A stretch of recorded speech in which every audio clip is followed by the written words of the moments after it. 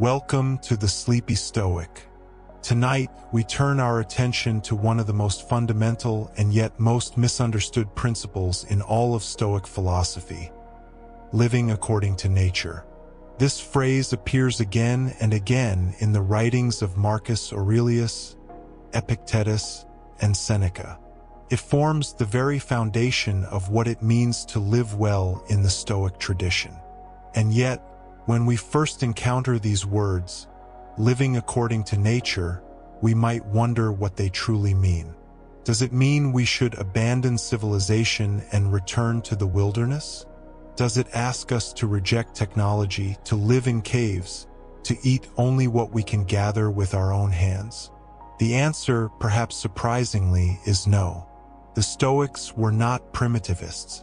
They were not asking us to reject human achievement or to pretend that we are something other than what we are. When the Stoics spoke of nature, they meant something far more profound and far more practical than a simple return to the forest.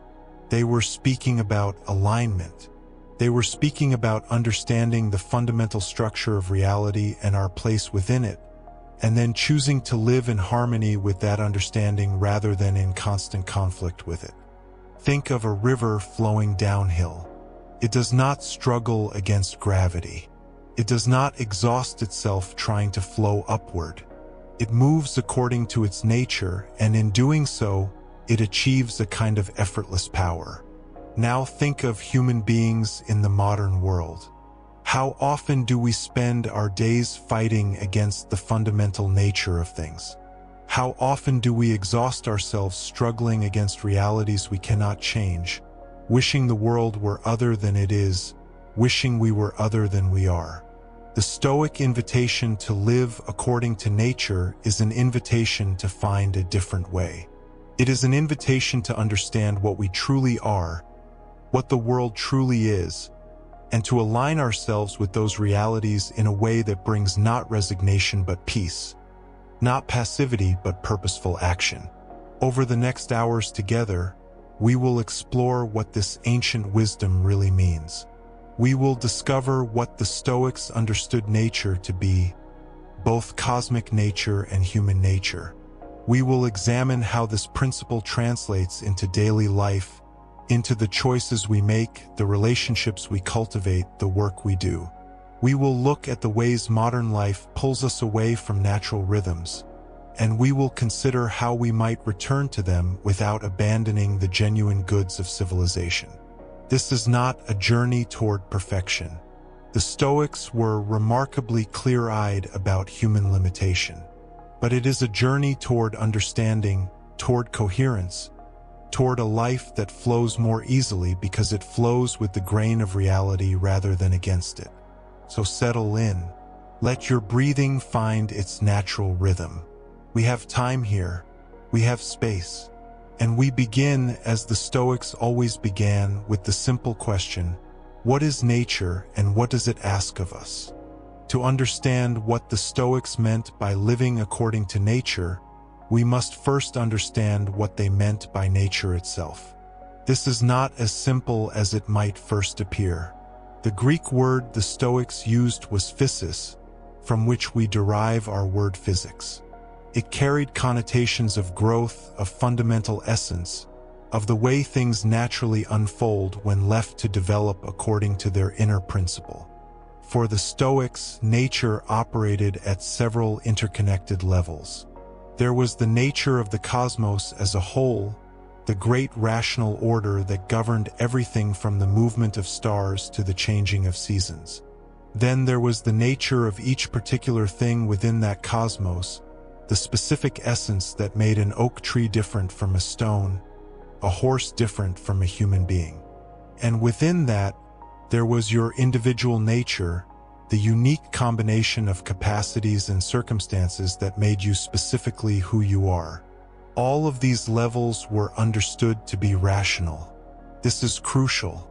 The Stoics believed that the universe itself was pervaded by reason, by logos. This was not reason in the narrow sense we might use today, meaning merely logical calculation. It was reason as organizing principle, as coherent pattern, as the intelligence that ensures acorns become oak trees and not elephants, that ensures winter follows autumn in predictable succession. Human beings, in this view, were not separate from nature or above it. We were nature becoming conscious of itself.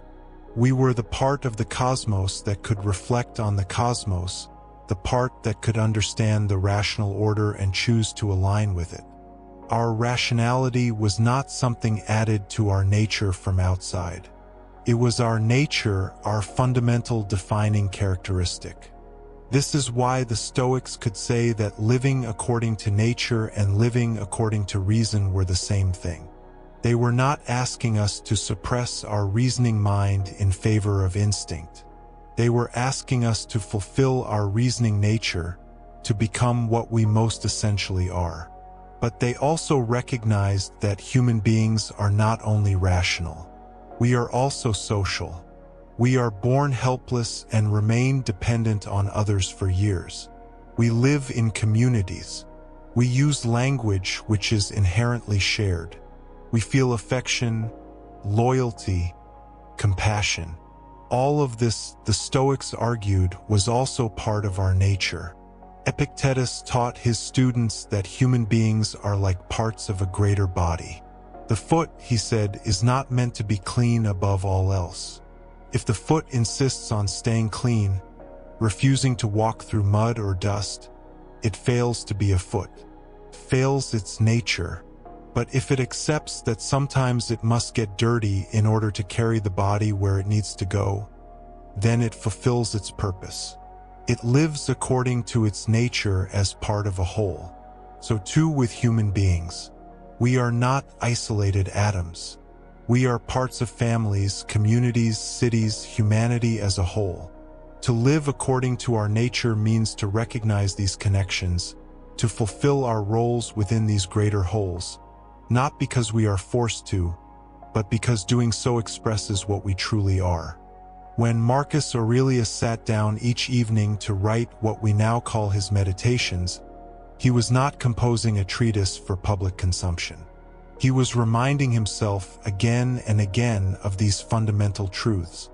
He was a man with nearly absolute power, governing an empire that stretched from Britain to Mesopotamia. And yet he wrote to himself, "Remember that you are part of a greater whole. You are a citizen of the cosmos." This was not false modesty. It was an attempt to maintain perspective, to align his actions with his true nature rather than with the intoxicating illusions that power creates.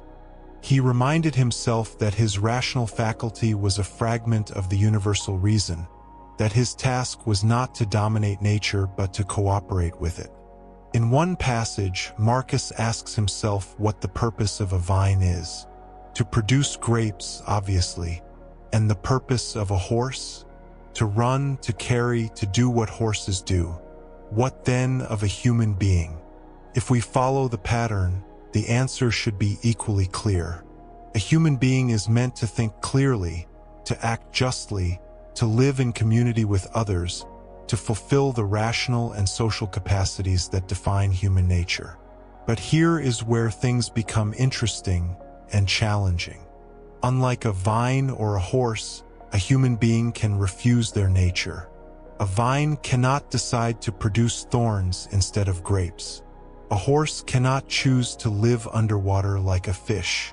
But a human being can, through ignorance or willfulness, attempt to live contrary to their nature. We can try to live as if we were self-sufficient atoms, owing nothing to anyone. We can try to live by instinct and impulse alone, ignoring the rational faculty that sets us apart. We can try to dominate and control everything around us, refusing to accept the limits that nature places on all things. When we do this, the Stoics observed, we suffer. Not because we are being punished, but because we are attempting something fundamentally incoherent. We are like someone trying to swim upward through the air, exhausting ourselves in an impossible task. The universe does not need to punish us.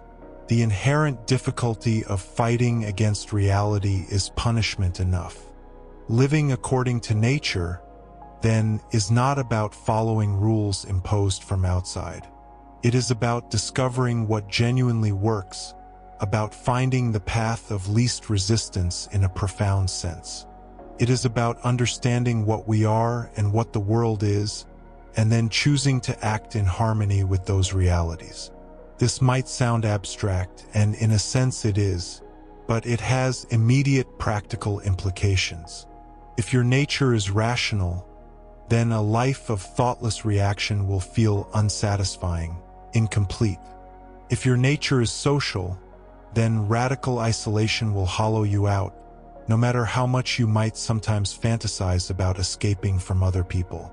If you are part of a cosmos governed by rational order, then your persistent fantasies that reality should bend to your preferences will create constant friction and disappointment. Seneca, writing to his friend Lucilius, often returned to these themes. In one letter, he observes that nature provides everything we truly need with abundance and ease.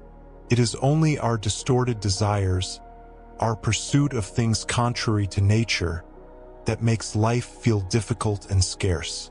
He does not mean that nature literally hands us food and shelter with no effort. He means that when we desire what is genuinely appropriate to our nature, reasonable food, adequate shelter, meaningful work, honest relationships, these things are generally achievable.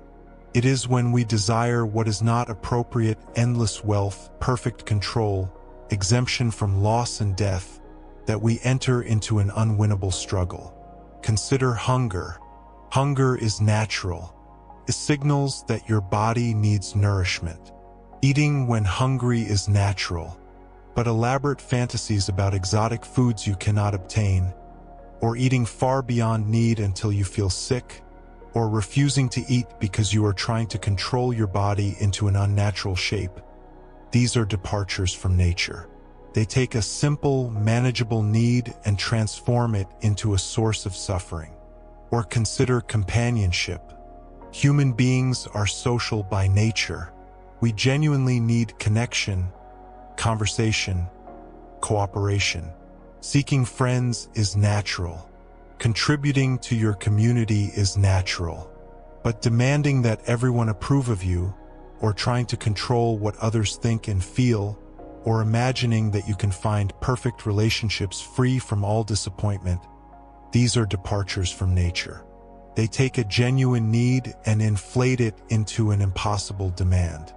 The Stoics were not ascetics, not in the sense of believing that all pleasure or comfort was wrong. Some Stoics were quite wealthy. Marcus Aurelius lived in palaces. What they opposed was not pleasure itself, but the tyranny of desire, the state of believing that we must have certain things or avoid certain things in order to be okay. When you live according to nature, you understand that some things are preferred. Health is preferable to sickness. Reasonable comfort is preferable to unnecessary hardship. But you also understand that your fundamental well-being, your capacity for virtue and right action, does not depend on obtaining these preferred things. You can lose them and still be yourself. You can lack them and still live well. This distinction is central to Stoic thought. They called certain things preferred indifference. Indifferent because they do not determine your true good, which is virtue, the proper use of your rational and social nature. But preferred because it is reasonable, natural even, to take them when they are available, to work toward them when that is appropriate. Think of an athlete. Winning the race is preferable. The athlete trains, competes, genuinely tries to win. But if their entire sense of worth depends on winning, if losing would destroy them, then they have departed from nature. They have made their well-being dependent on something outside their control. Whereas if they can compete fully, prefer to win, but remain fundamentally okay even in defeat, then they have aligned with nature. They have understood what is truly up to them and what is not. This brings us to one of the most important aspects of living according to nature: the recognition of what is and is not within our control. Epictetus placed this at the very beginning of his teaching. Some things, he said, are up to us, and some things are not up to us. Up to us are our judgments, our intentions, our desires and aversions, our actions and reactions. Not up to us are our bodies beyond a certain point, other people, our reputation, our circumstances, the events that befall us. This might seem like a simple distinction, but it cuts to the heart of what it means to live according to nature. Nature has given you control over your inner life, your capacity to think and choose and respond. Nature has not given you control over the external world, even including much of your own body.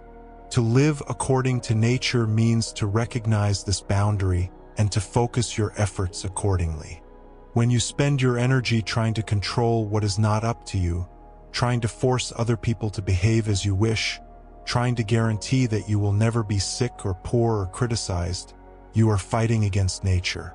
You are attempting something that the structure of reality does not allow. This is exhausting, frustrating, and ultimately futile.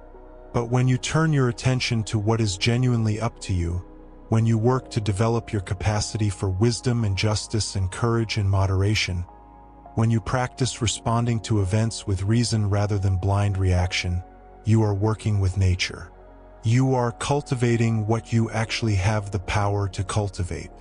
This does not mean you are passive toward external things. You can still work, plan, strive, but your fundamental okayness does not depend on the outcome of that striving.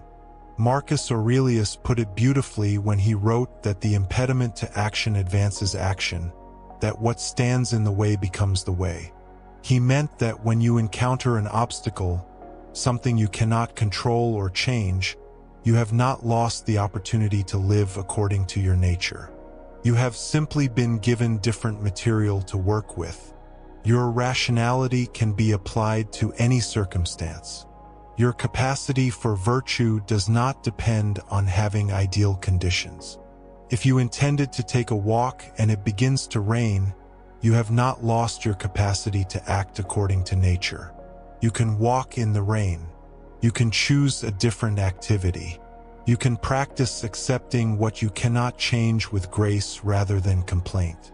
The specific action changes, but the opportunity to express your rational and social nature remains.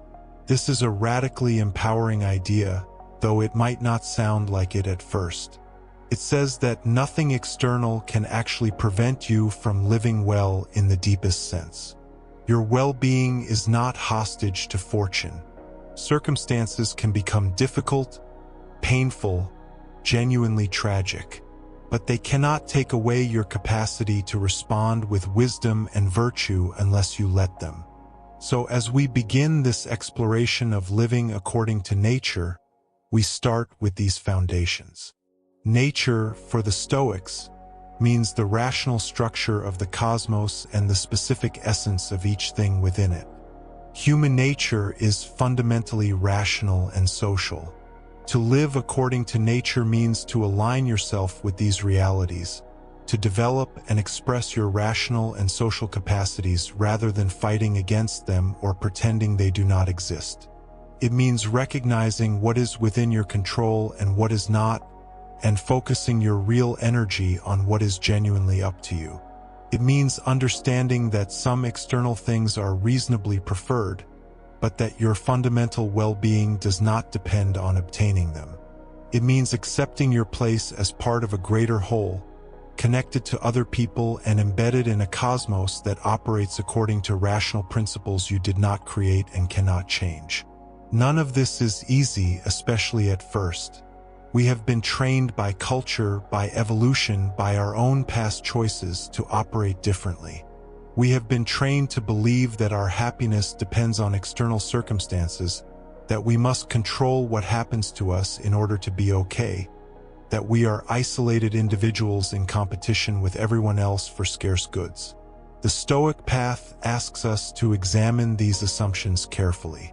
It asks us to consider whether they are actually true, and whether living according to them actually produces the well-being we seek.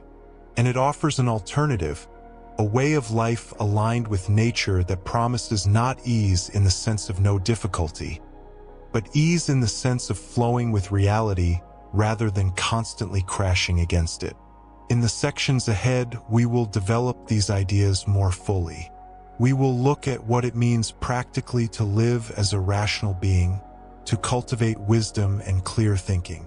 We will explore our social nature, what we owe to others, and what genuine community looks like.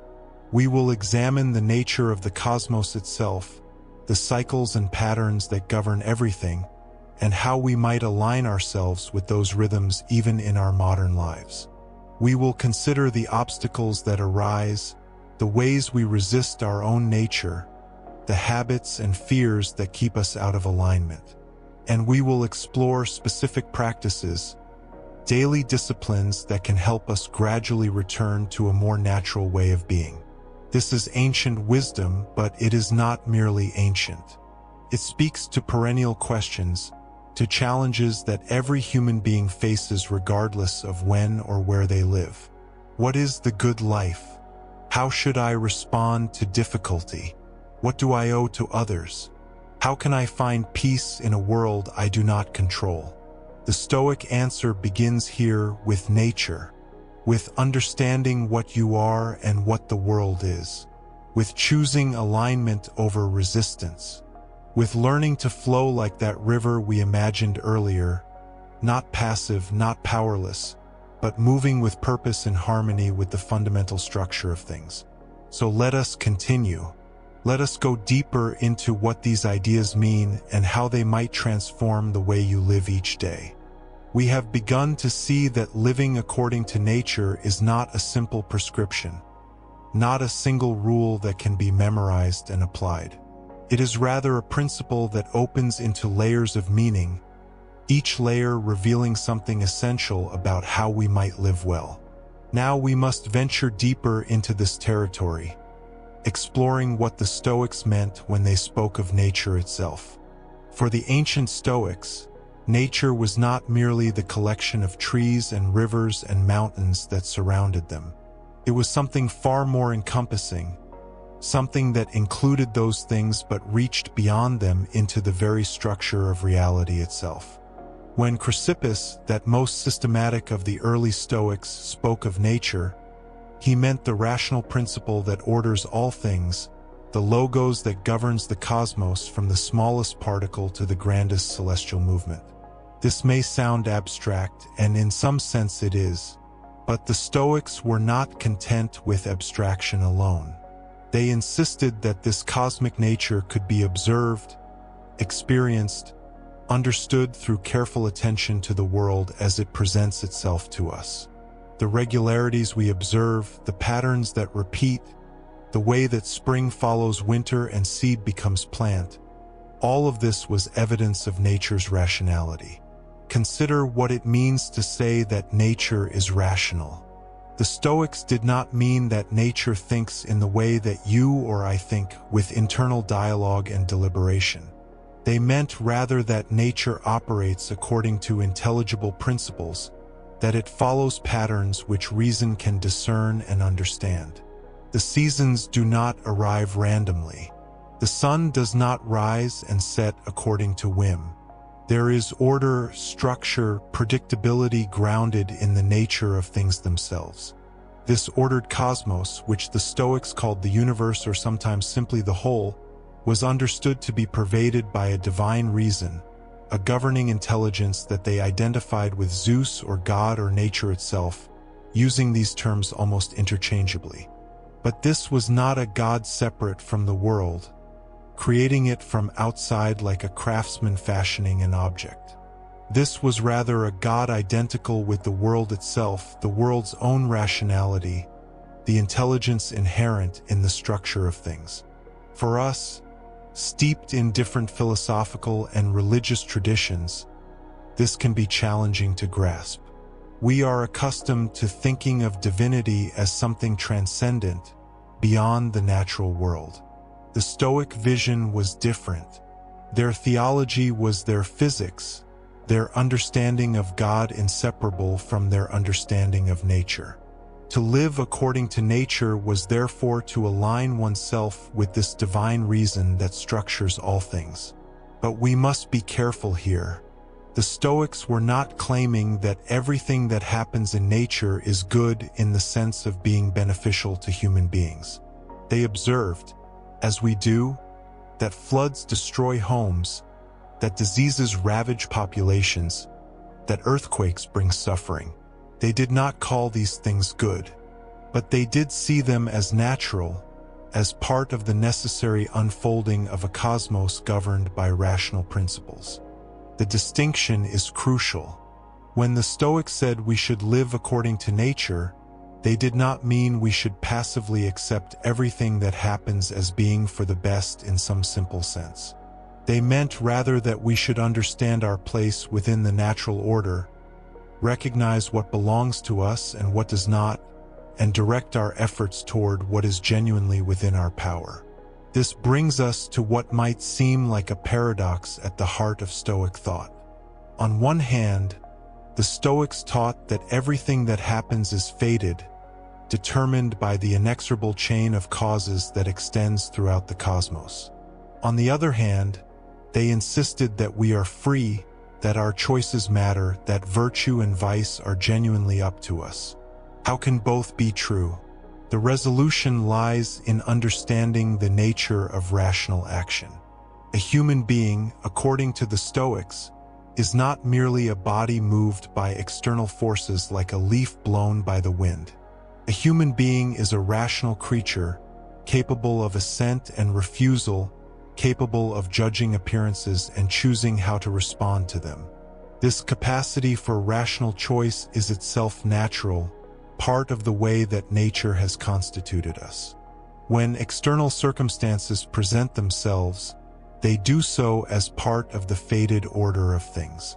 You did not choose the era into which you were born, the body you inhabit, the parents who raised you, the society that shaped you. All of this came to you as nature decreed. But what comes next, how you receive these circumstances, what judgments you make about them, what use you make of them, this belongs to you. Marcus Aurelius returns to this theme constantly in his private writings. He reminds himself that he cannot control what happens to him, but he can control how he receives what happens. He can choose to see obstacles as opportunities for virtue, difficulties as occasions for practicing patience or courage or wisdom. The external event is fated, but his response is free. This is living according to nature in a specifically human sense.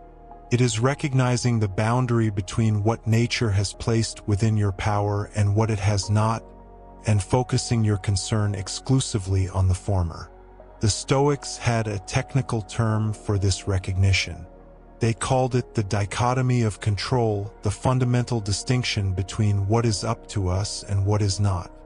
Epictetus, who perhaps more than any other Stoic emphasized this dichotomy, taught that everything genuinely up to us falls into the category of our own judgments, impulses, desires, and aversions.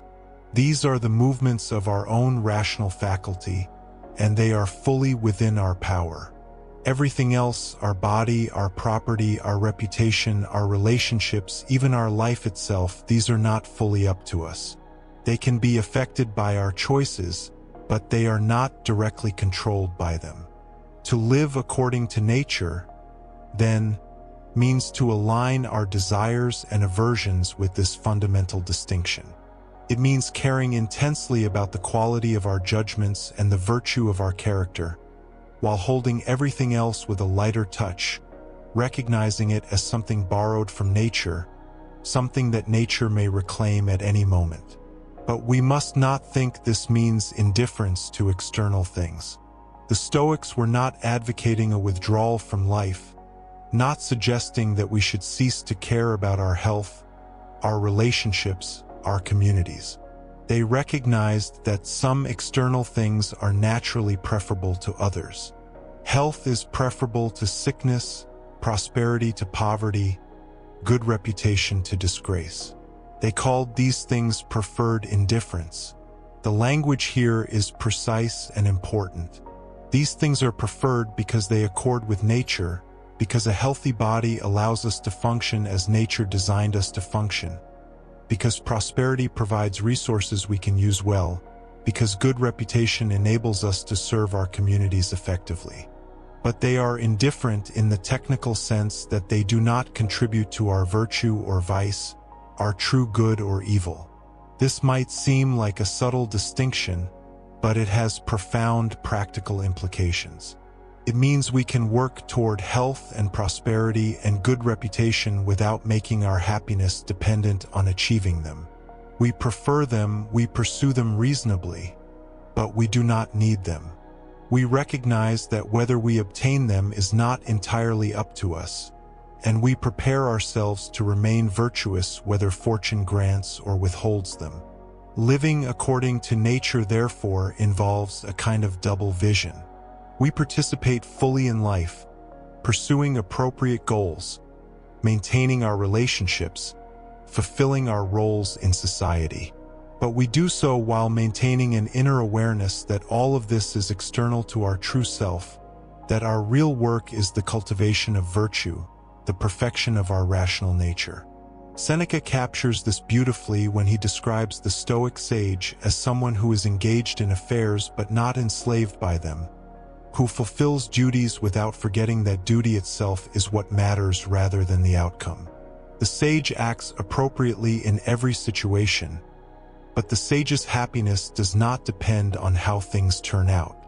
The sage has aligned his will with nature's will, accepting whatever comes as exactly what should come. This acceptance is not passive resignation. It is rather an active understanding that recognizes the difference between struggle and resistance. We can struggle toward goals, exert effort, work diligently, all while not resisting the outcome when nature determines it. Struggle moves forward with nature. Resistance fights against it. The former is natural to a rational being. The latter is self-inflicted torment. Think of how a plant grows. It struggles upward toward the light, pushing through soil, extending roots downward to find water and nutrients. This is natural struggle, the effort that belongs to a plant's nature. But the plant does not resist the soil. It does not wish the ground were softer or the rain more frequent. It works with what nature provides, finding its way through the actual circumstances in which it finds itself. Human beings, as rational plants, if we may use such an image, face more complex circumstances, but the principle remains. We struggle toward virtue, toward understanding, toward fulfilling our roles well. But we do not resist the particular circumstances nature has given us to work with. We do not waste energy wishing we had been born in a different time with different talents into different conditions. We work with what is. This brings us to another crucial dimension of what it means to live according to nature.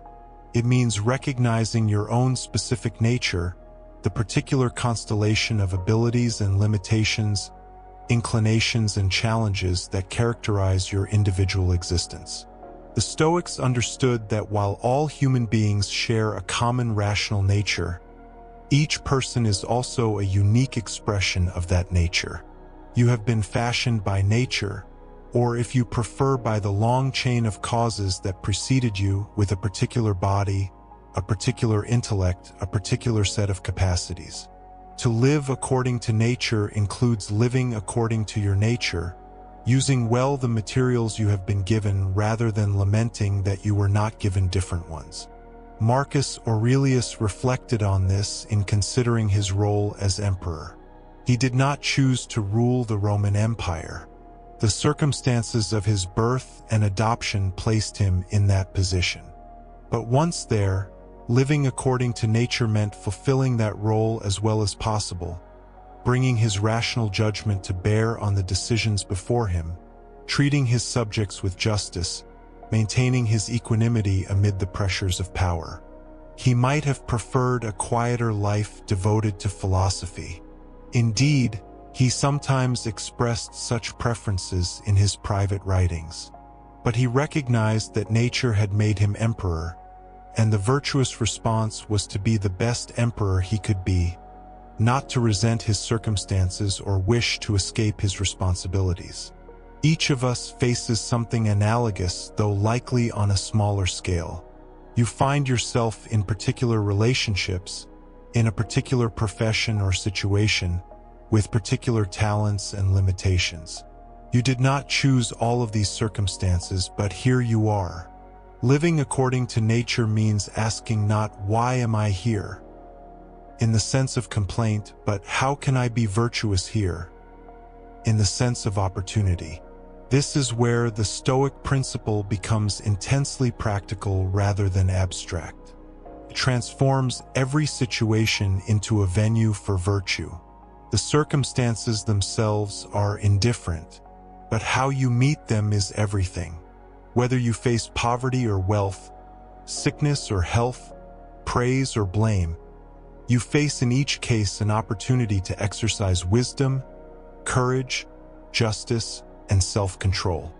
The Stoics identified these four qualities: wisdom, courage, justice, and self-control as the cardinal virtues, the essential excellences of human character. They understood all other virtues as aspects or expressions of these four, and they insisted that these virtues are not separate skills but rather interwoven aspects of a single excellence, the perfection of human rationality. Wisdom, which the Stoics also called prudence or practical judgment, is the capacity to discern what is truly good and truly evil, to distinguish what matters from what does not, to see through appearances to reality. It is wisdom that recognizes the dichotomy of control, that understands which things are up to us and which are not. Wisdom is in a sense the foundation of all virtue, because without right understanding we cannot act rightly. Courage, which we might also translate as fortitude or inner strength, is the capacity to endure difficulty, to face what is challenging without being overwhelmed, to persist in virtue even when circumstances make virtue difficult. The Stoics did not limit courage to physical bravery in battle. They saw courage as the strength of character that allows someone to stand firm in their principles despite opposition, loss, or suffering. Justice, understood broadly, is the virtue concerned with our relationships with others, with giving each person their due, with fulfilling our obligations, with treating all human beings as members of the same rational community. For the Stoics, justice extended beyond mere legal compliance to include kindness, generosity, and a recognition of our fundamental kinship with all of humanity. Self-control, or moderation or temperance, is the capacity to order our desires and aversions appropriately, to want what is truly good rather than being enslaved by appetites for things that are indifferent or harmful. It is self-control that allows us to prefer health without being disturbed by illness, to enjoy prosperity without being corrupted by it, to accept hardship without complaint. These four virtues work together. Wisdom without courage might recognize the right course but fail to follow it when doing so is difficult. Courage without wisdom might persist in foolishness, mistaking stubbornness for virtue. Justice without self-control might be compromised by personal appetites. Self-control without justice might become mere self-interest. The fully virtuous person, the sage, possesses all four perfectly integrated into a single excellent character. Now here is what makes this relevant to living according to nature. These virtues are not arbitrary standards imposed from outside. They are rather the perfection of human rationality itself. They are what it looks like when a human being's rational nature is fully developed and properly functioning. To cultivate virtue is therefore to live according to your nature as a rational being. Think of it this way. A knife's nature is to cut. A good knife is one that cuts well, that has been sharpened and maintained so that it functions as a knife should function. The knife does not need to become something other than a knife to be excellent. It needs to become fully what a knife is to actualize its nature completely. A human being's nature is rational. A good human being is one who reasons well, whose rational faculty is fully developed and properly directed. This person does not need to become something other than human to be excellent. The person needs to become fully what a human is to actualize the rational nature completely. And this actualization is precisely what the Stoics meant by virtue. When we understand virtue this way, we can see why the Stoics insisted that virtue alone is sufficient for happiness. They were not making the implausible claim that external circumstances do not affect our experience. Obviously, they recognized that pain is unpleasant and pleasure pleasant, that loss brings grief and success brings satisfaction. But they insisted that true happiness, what they called eudaimonia or flourishing, depends entirely on the state of our character. A virtuous person, they argued, remains happy even in adverse circumstances because that person's happiness consists in being the kind of person they should be, in reasoning well, in maintaining an excellent character. External circumstances might bring discomfort, but they cannot touch the inner citadel where virtue resides. And since virtue is entirely up to us, so too is happiness. This is perhaps the most challenging Stoic teaching for modern ears. We are accustomed to thinking of happiness as a feeling, as subjective well-being that rises and falls with our circumstances. The Stoic conception is different. It identifies happiness with objective excellence of character, with being good rather than feeling good, though the Stoics believed that being genuinely good would produce a kind of profound satisfaction. We might approach this teaching not by accepting or rejecting it immediately, but by considering what follows from it. If happiness depends entirely on virtue, and virtue is entirely up to us, then we are never at the mercy of fortune. We never need to say that external circumstances have made happiness impossible. The opportunity for excellence, for living according to our rational nature, remains always present regardless of what occurs. This means that living according to nature, in the specifically human sense of living virtuously, is always possible. You do not need particular circumstances to be virtuous. You do not need health or wealth or favorable conditions.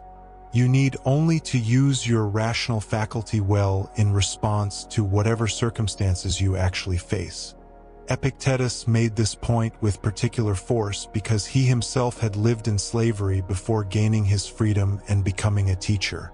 He insisted that slavery could not prevent a person from being virtuous, that external constraint and even physical coercion could not touch the inner freedom of the rational will. Even in chains, a person remains free to judge rightly, to desire appropriately, to maintain an excellent character. We might not face such extreme circumstances, but the principle remains relevant.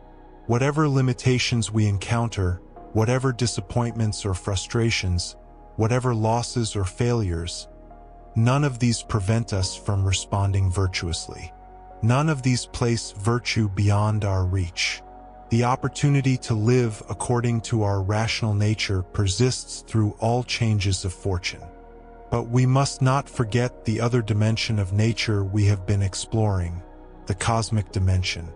Living according to nature means not only perfecting our individual rational nature, but also recognizing ourselves as parts of the larger whole, as citizens of the cosmos rather than merely of our particular city or nation.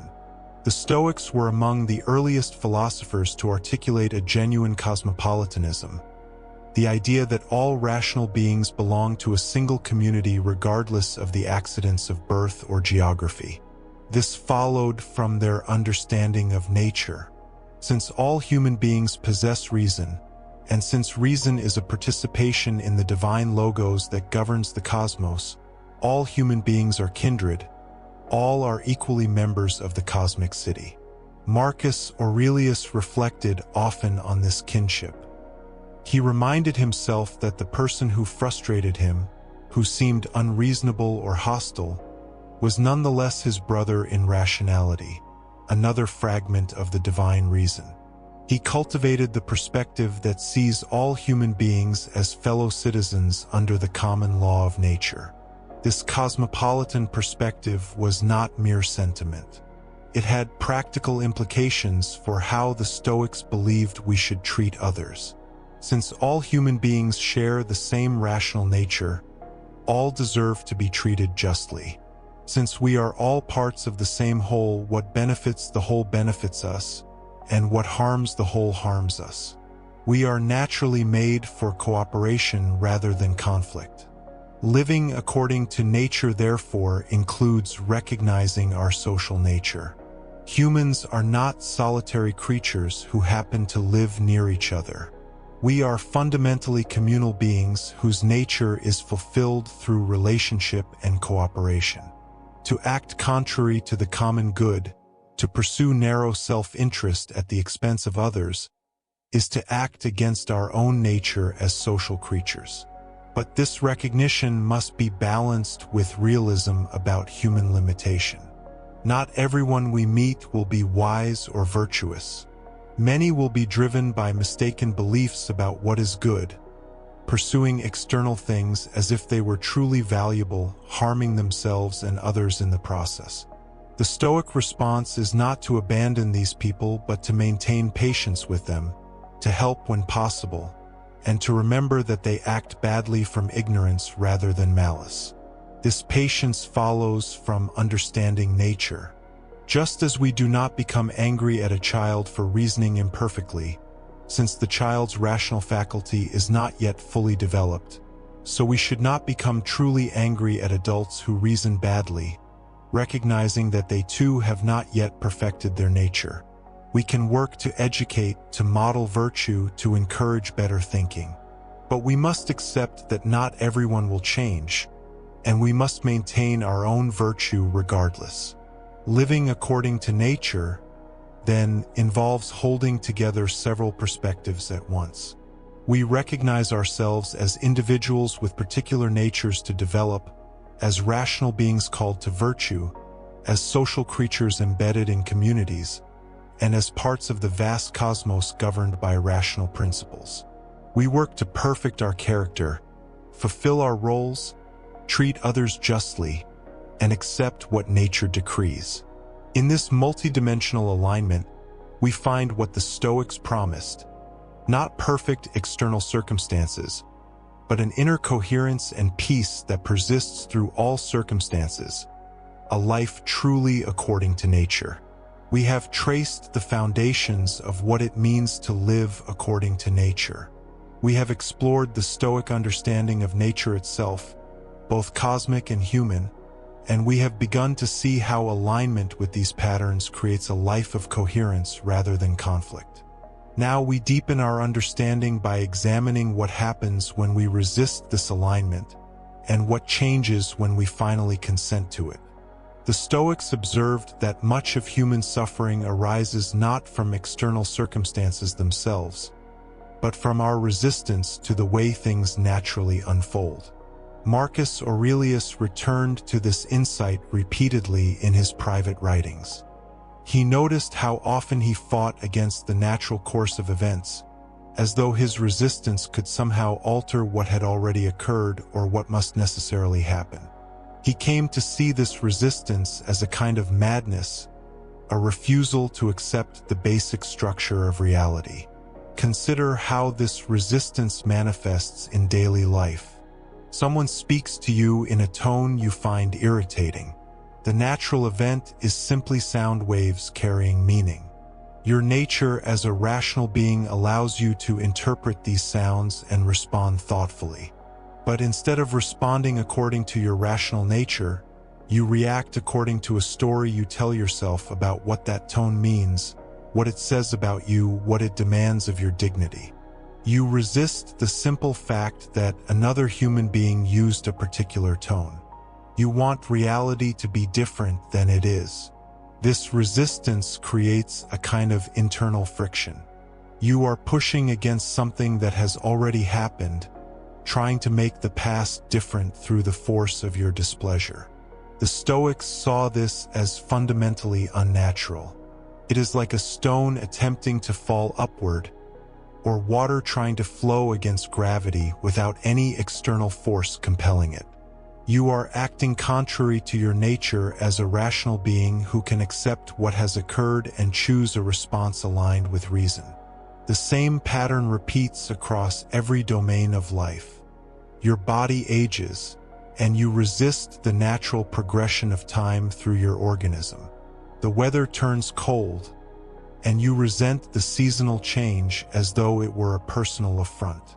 A project fails, and you rail against the outcome instead of examining it with the clear eye of reason. Someone you love makes a choice you disagree with, and you exhaust yourself trying to mentally undo their decision. In each case, resistance creates suffering that the event itself does not require. The aging body, the cold weather, the failed project, the unwanted choice. These are simply facts within the natural unfolding of a cosmos that operates according to its own patterns. Your rational nature gives you the capacity to observe these facts clearly, understand them accurately, and respond to them wisely. But resistance bypasses rationality entirely. It is pure reaction, pure opposition to what is. Epictetus taught his students to examine their resistance with curiosity rather than judgment. When you find yourself fighting against some aspect of reality, he suggested pausing to ask what you are actually doing. You are expending energy to oppose something that has already occurred or that is occurring according to natural law. You are acting as though your preferences could alter the fundamental patterns of existence. You are, in essence, placing yourself in opposition to nature itself. This is what makes resistance so exhausting. You are not simply dealing with the situation at hand. You are simultaneously fighting against the fact that the situation exists at all. You carry two burdens, the circumstance itself and your refusal to accept it. The Stoics saw that we could set down the second burden immediately, without changing anything external. What happens when we stop resisting? The Stoics called this acceptance, though not in the sense of passive resignation. They meant something more active and conscious, a clear-eyed recognition of what is, coupled with a commitment to respond according to our rational and social nature rather than in opposition to reality. Acceptance, in the Stoic sense, begins with a simple acknowledgement. This is what is happening, not this is what I wish were happening, or this is what should be happening, or this is what I would have chosen to happen. Simply, this is what is happening. This acknowledgement might seem almost too simple to matter, but it represents a profound shift in orientation. When you acknowledge what is without the overlay of resistance, you create space for reason to function. The situation becomes something you can examine, understand, and respond to rather than something you must fight or flee. Your rational nature can engage with reality as it actually is, not as filtered through the distortions of resistance. Consider again the person who spoke to you in that irritating tone. With acceptance, you acknowledge, someone spoke to me in this particular way. That is what occurred. Now your reason can engage. Why might they have used that tone? What does this situation call for? What response aligns with my nature as a rational and social being? You move from reaction to response, from resistance to engagement. This shift does not mean you approve of the tone or prefer it. The Stoic distinction between acceptance and preference is crucial here. You can fully accept that something has occurred while still recognizing it as a dispreferred indifferent, something you would not have chosen, but that does not ultimately determine your capacity to live well. The tone another person uses is not within your control and does not touch your essential nature. You can accept its occurrence while working skillfully with the situation it creates. The practice of acceptance extends to much larger and more challenging circumstances. Someone you love dies. This is among the most painful experiences human nature encounters. Resistance takes many forms: denial that it has happened, rage that it happened, bargaining with reality to undo it, depression that it cannot be undone. The Stoics did not teach that we should not grieve. Grief is natural to social beings who form deep attachments, but they distinguished between grief that acknowledges loss and grief that refuses reality. Seneca wrote with great tenderness about loss. He had buried friends, family members, and his own children. He knew the weight of grief from direct experience. Yet he observed that we add to necessary pain when we refuse to accept that death is part of the natural order. We suffer not only the absence of the person we loved, but also our resistance to the fact that all living things die, that the cosmos operates according to patterns that include both generation and dissolution. Acceptance, even in grief, means acknowledging, this person has died. This is what has occurred within the natural unfolding of existence. My pain is real and natural. My love for them was real and remains real. And within this reality, how shall I live? How does my rational nature guide me in responding to this loss? How do I honor both my grief and my capacity to continue living well? The movement from resistance to acceptance is not a single act but a practice repeated many times each day. The Stoics understood that our habitual patterns run deep. We have trained ourselves over years to resist reality in countless small ways. Retraining our response requires patience and persistence. Marcus Aurelius reminded himself each morning that he would encounter difficult people during the day ahead. This was not pessimism but preparation. He was practicing acceptance in advance. Difficult people exist. I will encounter some today. This is natural and expected within human social life. Now, how shall I respond to them in a way that aligns with my nature as a rational and social being? This practice, which later Stoics called premeditatio malorum or premeditation of adversity, is often misunderstood as dwelling on worst-case scenarios to create anxiety. In fact, it serves exactly the opposite purpose. By acknowledging in advance that challenges naturally occur, you reduce resistance when they actually arise. You have already accepted their possibility, their place within the natural order of things. When the difficult person appears, you recognize, ah, yes, here is what I knew would happen. What does reason suggest I do now? The practice works for minor irritations and major catastrophes alike. Traffic delays, equipment failures, misunderstandings, losses, illnesses, deaths. All of these fall within the range of what naturally occurs to human beings living in a complex world. By acknowledging their possibility, even their inevitability over a long enough timeline, you train yourself to meet them with acceptance rather than shocked resistance. But acceptance alone is not sufficient. The Stoics paired acceptance with appropriate action. Once you have acknowledged what is, your rational nature determines what response the situation calls for.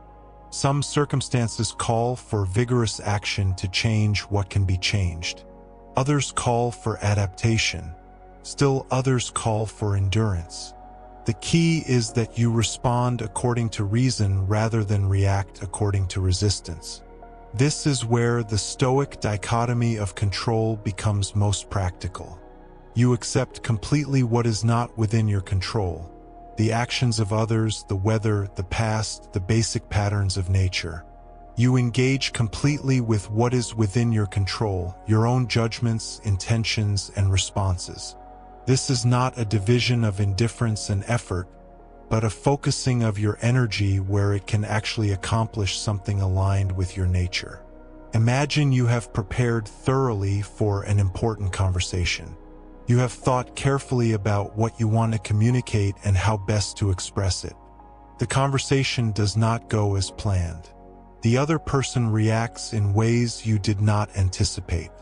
You could resist this reality, becoming frustrated that they did not respond according to your expectations. Or you could accept it. This is how they are responding. This is what is actually occurring. Now, given this reality, what does my rational nature suggest I do next? Acceptance creates flexibility. When you are not locked into resistance against what is happening, you can adapt to changing circumstances. You can learn from what you did not expect. You can respond to the situation as it actually is rather than as you imagined it would be. This flexibility is itself natural. It reflects your nature as a rational being capable of adjusting course based on accurate perception of reality. Living according to nature includes recognizing that you are part of patterns larger than your individual preferences. The seasons change regardless of whether you prefer summer or winter. Other people make choices according to their own nature and circumstances, not according to your wishes. Your body ages according to biological law. Events unfold according to chains of cause and effect that began long before you were born and will continue long after you die. The Stoics called this understanding sympathia, the interconnected web of causes and conditions within which everything exists. You are not separate from nature, able to stand apart and demand it conform to your will. You are within nature, part of its patterns, subject to its laws. Your rationality does not exempt you from natural law. Rather, it allows you to understand natural law and align yourself with it consciously. This cosmic perspective might seem to diminish human significance. If we are simply parts of larger patterns, what meaning do our individual lives hold? The Stoics answered this question by pointing to the uniqueness of rational nature. Yes, you are part of the cosmic whole, subject to the same natural laws as everything else. But you possess something remarkable: the ability to understand your place within the whole and to act in conscious accordance with it. A stone falls according to gravity without understanding gravity. A plant grows toward light without comprehending photosynthesis.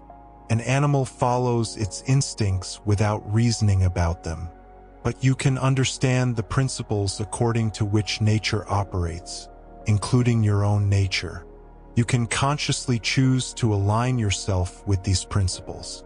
This conscious alignment is what the Stoics meant by living according to nature. Consider your social nature. You did not choose to be born into a human community, dependent on others for your development and survival. You did not decide that humans would be social creatures who flourish through cooperation and connection. This is simply your nature, given by the cosmos. But you can understand this nature and choose to act in accordance with it. You can cultivate the qualities that make social life flourish: justice, fairness, kindness, consideration. You can recognize your role within the larger human community and fulfill it consciously. Marcus Aurelius frequently reminded himself that he was made for cooperation with others, like feet made to work together, or hands or rows of teeth. To work against one another is contrary to nature. When he found himself irritated by someone else's behavior, he would recall this basic fact: humans are made for cooperation. What they are doing may be misguided, but responding with hostility rather than helpfulness would be contrary to my own social nature. This perspective shifts how you encounter others. Instead of seeing them as obstacles to your preferences, you recognize them as fellow participants in the same natural order. They too have a rational nature, though they may not be exercising it skillfully at this moment. They too are social beings, embedded in the same web of relationships and dependencies. Your nature connects you to them rather than separating you from them. The same cosmic perspective applies to your relationship with the physical world. You require food, water, air, shelter. You are subject to heat and cold, to the growth and decay of your body, to the cycles of day and night, season and season. You did not choose these dependencies and patterns. They simply are the conditions of embodied existence. You can resist them, resenting your needs and limitations. Or you can accept them, recognizing them as part of what it means to be the kind of being you are. When we speak of living according to nature, we are describing a kind of harmony between your inner life and outer circumstances, between your individual nature and the cosmic whole, between what you can control and what you cannot. This harmony does not mean perfect ease or the absence of challenges. It means an end to the particular suffering that comes from fighting reality itself. The Stoics noticed that some difficulties are inherent in existence. Physical pain is natural to bodies. Loss is natural to beings who form attachments. Effort is natural to creatures with goals. These difficulties are not added to life by our choices. They are woven into the fabric of being alive. The Stoics called these things according to nature even when they were painful, because they arise naturally from the kind of beings we are and the kind of world we inhabit. But other difficulties are not inherent in existence. They are added by our resistance, our refusal to accept what is, our insistence that reality should be different than it is. These additional difficulties are what the Stoics focused on reducing or eliminating, not by changing external circumstances, but by changing our relationship with them. When you cease resisting what you cannot control, you discover a kind of freedom within constraint. You are still subject to natural law, still embedded in circumstances you did not choose, still unable to control vast swaths of your experience. But you are no longer at war with these facts. You are no longer expending energy trying to make the unchangeable different. This conservation of energy is itself significant. The effort you were putting into resistance becomes available for something else. For living according to your nature, for responding skillfully to what is, for contributing to the common good. Seneca described this shift as moving from a life of conflict to a life of flow. When you resist nature, you are like someone trying to swim against a powerful current. You exhaust yourself making little progress, fighting the water's movement. When you accept nature and align yourself with it, you are like someone who understands the current and works with it, directing their efforts where they can actually make a difference. This does not mean passive drift. The swimmer who works with the current still swims, still makes choices about direction and effort. But those choices are informed by accurate understanding of the current rather than denial of it. Similarly, living according to nature does not mean abandoning effort or choice. It means making efforts and choices that align with reality rather than oppose it. You cannot control whether your body ages, but you can control how you care for it and how you relate to its changing capacities. You cannot control whether others approve of you, but you can control whether you act according to virtue. You cannot control whether you encounter adversity, but you can control how you meet it. In each case, accepting what is beyond your control frees your energy for engaging fully with what is within your control.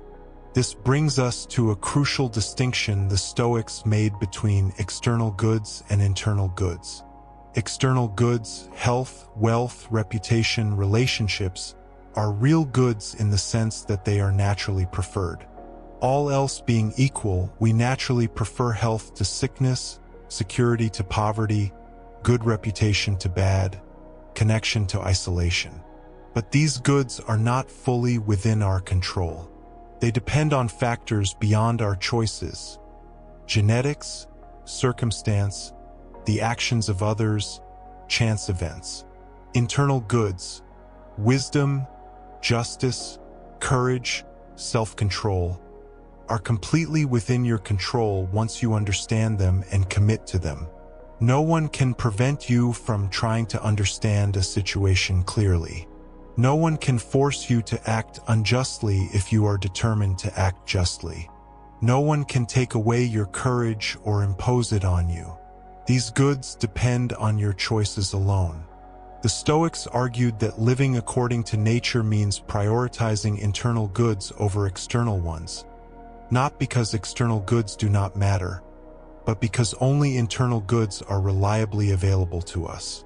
When you base your well-being on things you cannot control, you place yourself at the mercy of fortune. When you base it on things you can control, your own character and choices, you gain a stable foundation that external circumstances cannot shake. This reorientation is not easy. We are habituated from early in life to measure our worth and success by external standards. We learn to seek approval, accumulate possessions, achieve status, present an image.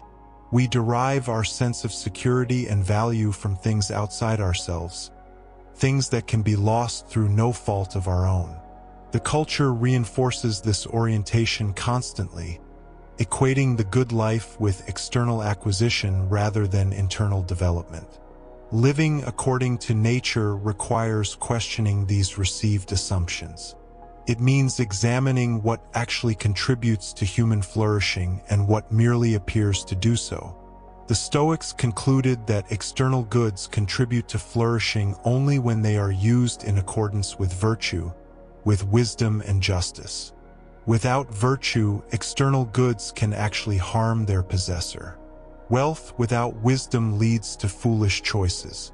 Power without justice leads to tyranny.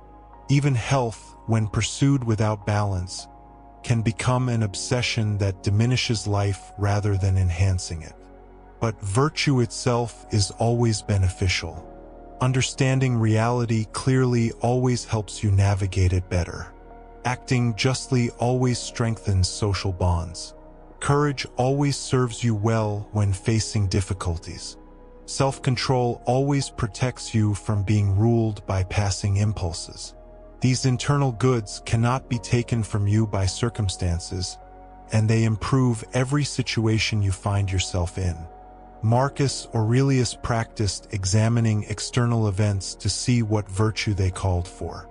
An insult might call for patience and understanding. A loss might call for resilience and perspective. An opportunity might call for careful judgment and moderation. By focusing on the virtue the situation demanded rather than the external outcome he preferred, Marcus trained himself to find value in every circumstance. Nothing that happened to him was purely bad if it gave him the chance to practice virtue. This perspective transforms adversity. The difficult situation is no longer simply an obstacle to your preferences.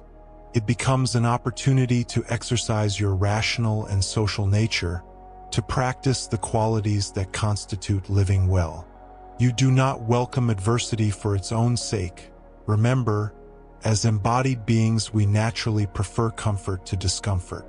But you recognize that adversity, when it comes, offers something valuable. The chance to strengthen the very capacities that allow you to live according to nature. Epictetus used the metaphor of an athlete training for competition. The athlete does not resent the resistance of the weights or the difficulty of the exercises. These challenges are precisely what develops strength. Without resistance, there is no growth. Similarly, the challenges of life develop our character if we meet them as opportunities for practice rather than as afflictions to resent. This is not mere reframing or positive thinking. It is recognition of a genuine opportunity inherent in difficulty. When things go easily, you do not discover the depth of your courage or patience or wisdom. When things go badly, you do. The adversity reveals and strengthens capacities you might otherwise never know you possessed. Living according to nature ultimately means recognizing that your well-being does not depend on having life go according to your preferences, but on meeting life according to your principles. This is perhaps the most radical and liberating insight of Stoic philosophy. You cannot control the vast majority of what happens, but you can control who you are in the midst of what happens. The situations you encounter will be a mix of preferred and dispreferred, comfortable and uncomfortable, expected and surprising. This variety is natural. It is how life unfolds for embodied, social beings existing in a complex world. Fighting this variety accomplishes nothing except adding resistance to reality. Accepting it allows you to engage fully with each situation as it arises. When you accept the natural variety of experience, you can ask more useful questions. Not, "Why is this happening to me?" as though you should be exempt from the patterns that affect all beings, but rather, "What does this situation call for from me? What response aligns with my rational and social nature? How can I meet this circumstance with wisdom, justice, courage, or self-control?" These questions shift your focus from what you cannot control, the circumstance itself, to what you can control, your response to it. This shift is the heart of living according to nature.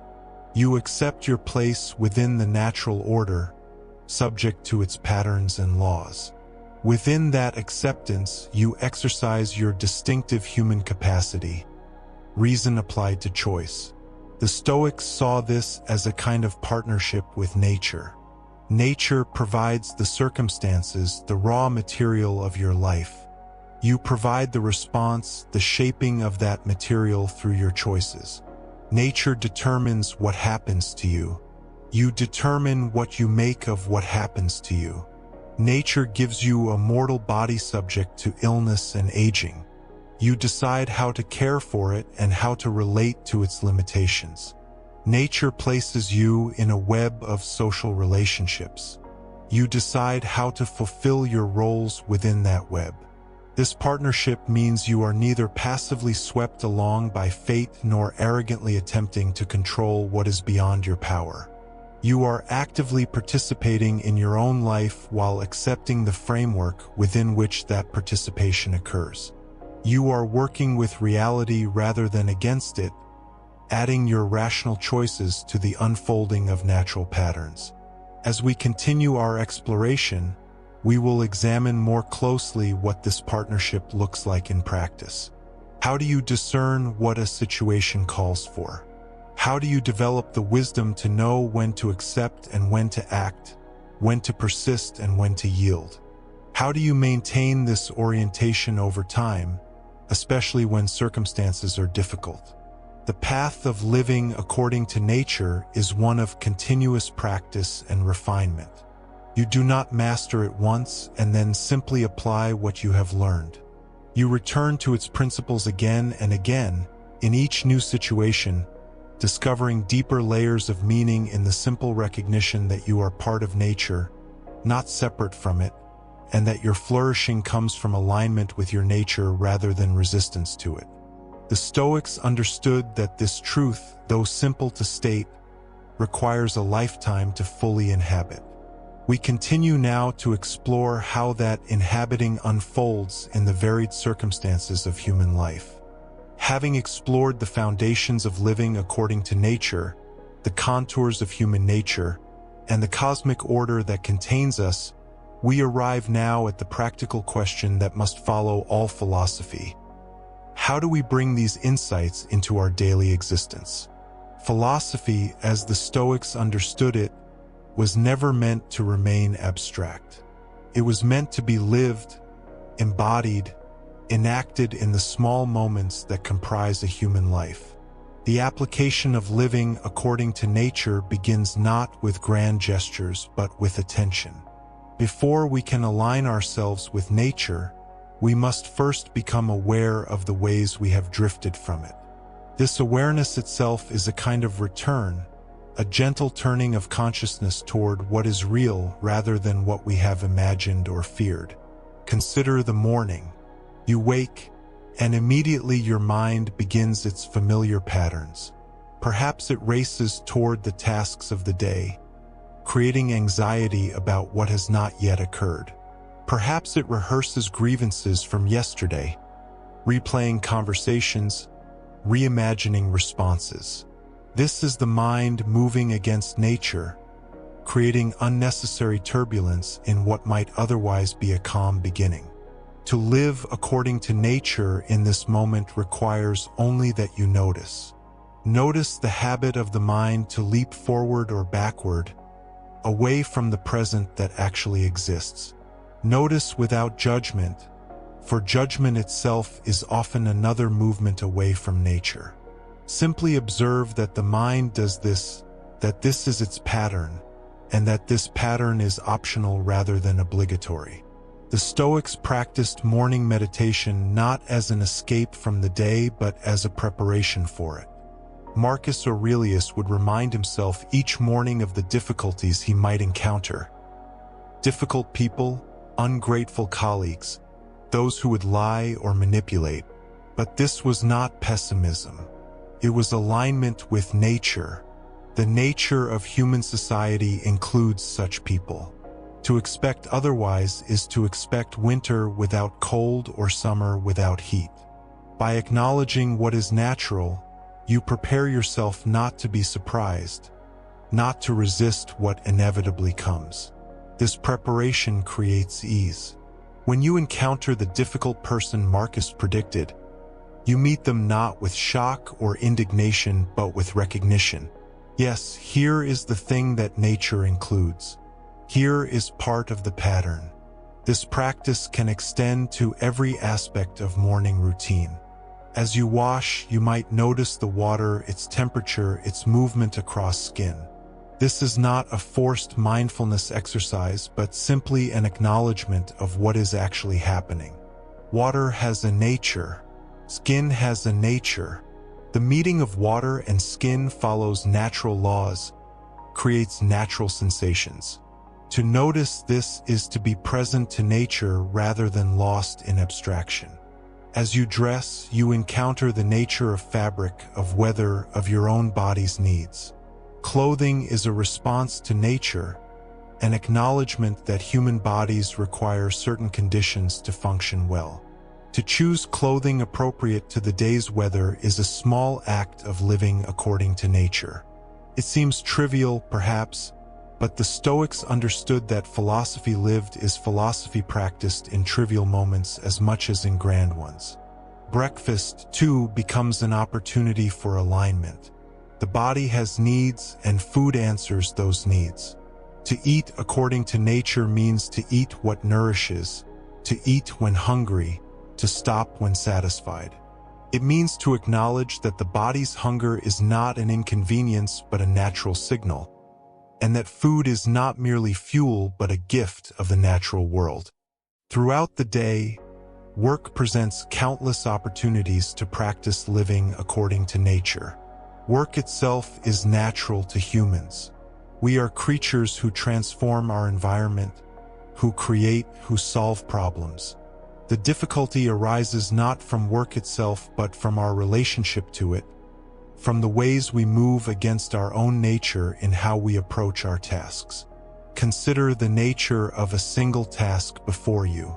Perhaps it is complex, requiring sustained attention and effort. The natural response is to begin to engage with the work as it is. But often we do something else entirely. We resist before we begin.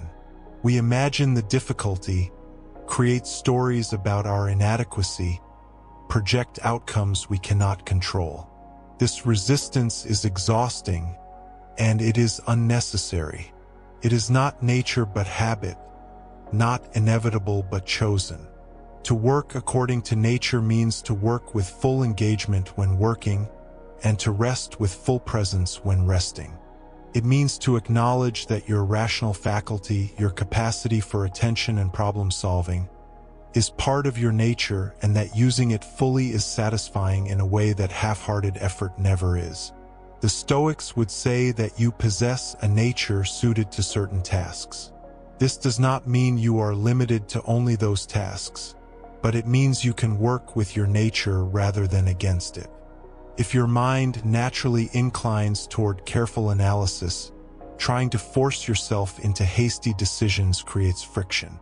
If you naturally see patterns and connections, resisting that capacity in favor of rigid linear thinking exhausts you unnecessarily. Living according to nature at work also means accepting its social dimension. You do not work in isolation but as part of a human community. Your colleagues have their own natures, their own capacities and limitations. To expect them to be other than they are creates conflict. To work with their nature, as you would work with any other natural force, creates cooperation. When a colleague is slow to respond, you might choose to see this as their nature rather than a personal affront.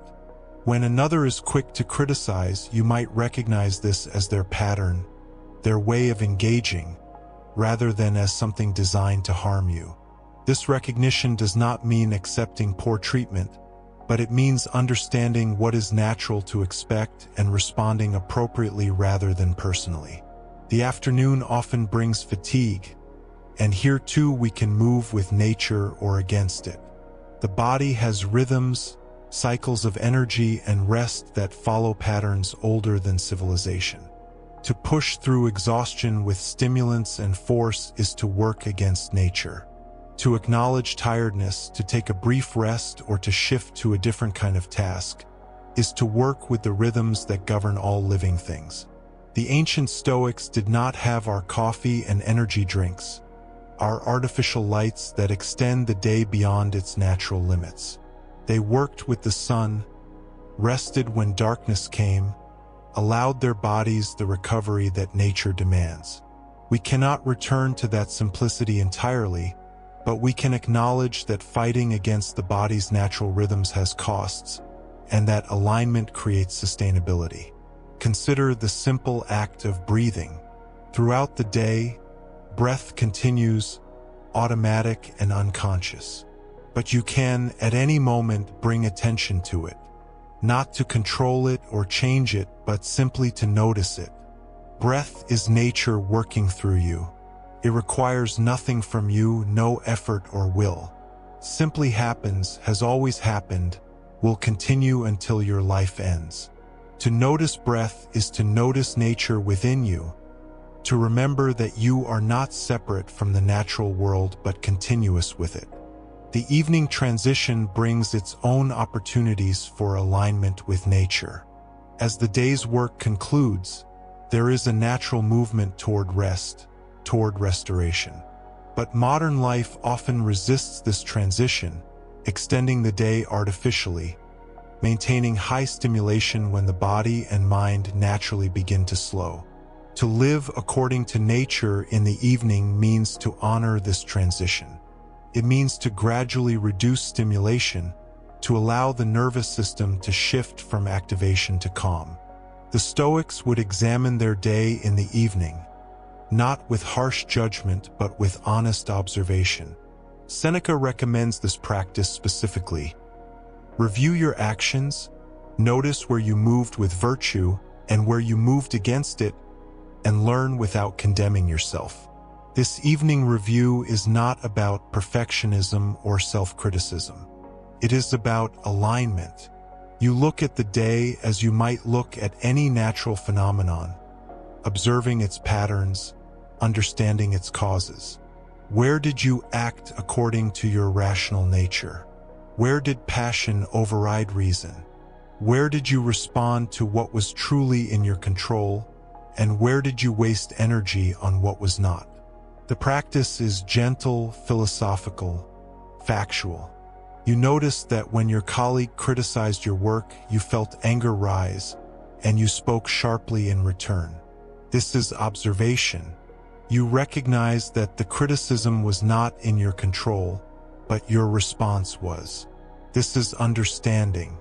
You consider how you might respond differently next time, using reason rather than immediate reaction. This is learning, and then you let it go, for the day is done and cannot be relived. This evening practice helps you understand your own patterns, your own nature more clearly. You begin to see what triggers your reactivity, what situations challenge your rationality, what circumstances bring out your best qualities. This self-knowledge is essential for living according to nature, for you cannot align with your nature if you do not understand what that nature is. Relationships in the evening also call for natural alignment.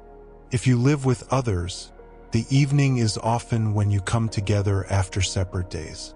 The natural human need for connection arises. But so does fatigue, the accumulated stress of the day, the tendency toward irritation when energy is low. To navigate evening interactions according to nature means to acknowledge both needs: the need for connection and the need for rest. It means to be present with others without pretending you have energy you lack. It means to offer what you can genuinely offer and to request what you genuinely need. The Stoics understood that humans are social by nature, but they also understood that each person has limits, and that honoring those limits is part of respecting nature. If you have children, the evening may require energy you feel you lack. Here is where the Stoic practice of seeing your role clearly becomes practical. You chose or accepted the role of parent. This role has demands that are natural to it. To resist those demands is to resist what you yourself have taken on. But within that role, you can still act according to nature by being present to what is actually required rather than to anxious projections about perfect parenting. The child needs care, needs attention, needs your presence. These are natural needs. You provide them as you can, doing what the moment actually requires rather than what guilt or comparison tells you is necessary. You read the story with full attention for these 10 minutes rather than distracted attention for 30. You listen to the day's events with genuine interest rather than pretending enthusiasm you do not feel. Children, with their own clarity about nature, often sense authenticity more clearly than adults do. As the evening deepens into night, the body's natural preparation for sleep begins. Melatonin rises, temperature drops slightly, the mind naturally becomes less sharp. To fight this with screens and stimulation is to work against powerful natural rhythms. Sleep itself is one of nature's most fundamental requirements, yet it is often where we most fiercely resist our own nature. We extend wakefulness beyond its natural limits. We fill the mind with stimulation before bed. We expect the body to instantly shift from high alert to deep rest. Then we wonder why sleep eludes us. Living according to nature regarding sleep means creating conditions that align with how sleep actually works. Darkness signals to the body that day has ended. Quiet allows the nervous system to settle. Coolness facilitates the temperature drop that accompanies sleep. These are not preferences but aspects of nature that we can choose to work with or against. The Stoics would likely find our complicated relationship with sleep puzzling. For them, when the day's light faded, work ended. When the body tired, rest came. There was alignment between external nature and internal response. We have disrupted that alignment with technology and culture, and we pay the price in exhaustion and discord. But even within modern life, we can make choices that move toward nature rather than away from it. We can establish a transition period before sleep, a gradual dimming and quieting. We can finish our stimulating activities earlier, allowing the mind time to settle. We can acknowledge that the body needs regular rhythms, that going to sleep at wildly different times each night works against the nature of our sleep systems. When you lie down to sleep, you might practice a form of Stoic acceptance. Sleep will come when it comes. You cannot force it, cannot will it into being. You can only create conditions that allow it and then let nature take its course. If the mind races with concerns, you might remind yourself of the dichotomy of control. These thoughts are about things that either are not in your control at all or are not in your control right now, in this moment dedicated to rest. The Stoics understood that worry is imagination about the future, and that the future does not yet exist. What exists is this moment, this breath, this body lying in darkness. To return attention to what is actually present, rather than to what might be, is to return to nature. The body knows how to sleep. It has done so every night of your life. Trust its nature. Through the night, the body performs its natural maintenance. Cells repair, memories consolidate, the immune system does its work. All of this happens without your conscious involvement, nature operating through you. You need not manage it or control it. You need only not interfere with it through chronic stress or inadequate rest. Morning comes again, and with it another opportunity to align with nature. The cycle continues, daily rhythms nested within weekly patterns, monthly changes, seasonal shifts. To live according to nature is to recognize yourself as part of these rhythms rather than separate from them. Beyond the daily cycle, there are larger applications of living according to nature. In relationships, this principle offers profound guidance. You are by nature social, designed for connection with other humans. To isolate yourself completely works against your nature. But you are also an individual with your own character and path. To lose yourself entirely in others' expectations also contradicts your nature. The practice is finding the balance that honors both aspects. You engage with others, offer what you have to offer, receive what they offer in return. But you maintain your inner citadel, your rational self that observes and chooses rather than merely reacting. You participate in human community while remaining true to your own nature. When conflicts arise in relationships, as they naturally will, living according to nature means acknowledging that people will sometimes disagree, will sometimes disappoint, will sometimes act from their own pain or confusion. This is the nature of human interaction. To expect otherwise is to expect roses without thorns, to expect summer without insects. In the realm of emotions, living according to nature provides a middle way between suppression and indulgence. The Stoics are often misunderstood as advocating for the elimination of emotion, but this misreads their philosophy. What they advocated was living according to reason rather than being controlled by immediate passion. Emotions arise naturally. They are part of your nature as a creature with a body and a nervous system. Fear arises when you perceive threat. Anger arises when you perceive injustice or boundary violation. Sadness arises when you experience loss. These initial responses are natural, automatic, not subject to your direct control. What is in your control is what you do with these emotions. Do you feed them with thoughts and stories, escalating a momentary flash of anger into sustained rage? Do you suppress them, pretending they do not exist until they emerge in distorted ways? Or do you observe them, acknowledge them, and then engage your rational faculty to determine appropriate response? Living according to nature means allowing emotions to arise and pass like weather, while maintaining the inner citadel of reason that observes and chooses. You feel anger and you notice it. You recognize what triggered it. You consider whether the trigger was something truly contrary to nature or merely contrary to your preferences. You decide rationally how to respond or whether response is needed at all. Then you allow the anger itself to dissipate, for emotions by their nature are temporary when we do not artificially sustain them. In your choices about how to spend your time and energy, living according to nature offers clarity. Your time is finite. This is nature, inescapable. To pretend otherwise, to say yes to everything, to attempt to do more than nature allows, creates the discord of impossibility.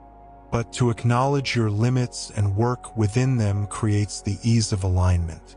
You have certain capacities, certain amounts of energy, certain hours in each day. These are natural constraints. Within them, you can ask what deserves your attention. The Stoics would encourage you to focus on what is important rather than what is merely urgent, on what develops your character rather than what impresses others, on what aligns with your nature as a rational, social being rather than what society randomly demands. This might mean saying no to opportunities that do not align with your nature or values. It might mean disappointing people who expect more than you can naturally give. It might mean choosing depth over breadth, quality over quantity, being overdoing. These choices are not selfish but natural, acknowledging reality rather than pretending you are other than you are. In your relationship with material things, living according to nature means using what serves your nature and neither clinging to nor rejecting what does not. The Stoics were not ascetics demanding poverty, but neither were they materialists measuring worth by possessions. They understood that some material goods support human flourishing, that shelter and clothing and adequate food are natural needs. But beyond these, accumulation becomes a burden rather than a blessing. You might periodically examine your possessions and ask whether they serve your nature or work against it. Does this object support your functioning as a rational social being? Does it contribute to your well-being or merely clutter your space and attention? The practice is not about achieving some perfect minimalism but about alignment, keeping what serves nature and releasing what does not.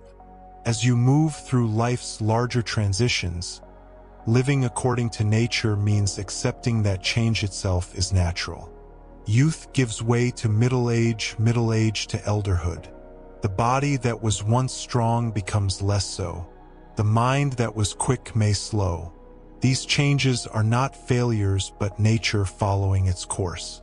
To resist them, to cling to what naturally passes, creates suffering. To accept them, to align with each phase of life, creates peace. We have traveled far together through this inquiry into what it means to live according to nature. We began with questions about what the Stoics truly intended when they spoke of nature, and we have explored the contours of human nature as rational and social, the patterns of the cosmos that contain us, and the practical implications of alignment with these deeper truths. Now, as we draw these reflections together, we find ourselves not at an ending but at a kind of turning point, where understanding becomes integration, where knowledge settles into the fabric of daily life. The Stoic invitation to live according to nature is not a single decision made once and completed. It is a practice that unfolds across time, a commitment renewed each morning, a perspective reclaimed amid the disruptions of the day. This is not because we are inadequate or forgetful, but because alignment with nature is not a static state. It is a dynamic relationship, a conversation between our reasoning capacity and the unfolding circumstances we encounter. Each moment offers us the opportunity to ask, am I responding from my rational nature or from the conditioned patterns of fear and grasping? Am I honoring my social nature or retreating into isolation or conflict? Am I flowing with the currents of events or exhausting myself in resistance? These questions are not meant to induce anxiety or perfectionism. They are gentle instruments of awareness, ways of checking in with ourselves without harsh judgment. The Stoics understood that we would stumble, that we would forget, that we would react from passion rather than reason countless times. What matters is the return, the willingness to recognize misalignment and gently correct course. This is the essence of Stoic practice. Not flawless execution, but persistent orientation toward our better nature. Consider how this works in the texture of an ordinary day. You wake, and before the day's demands cascade upon you, there is a moment, however brief, when you can remember what you are.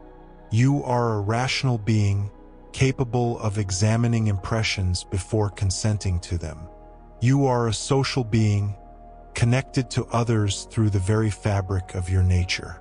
You are a part of the cosmos, subject to its rhythms, its changes, its indifference to your preferences. In that moment of remembering, you establish your orientation. You set your inner compass toward nature. Then the day unfolds. Someone speaks to you with irritation, and you feel the automatic surge of defensive emotion. Here is the test, the opportunity.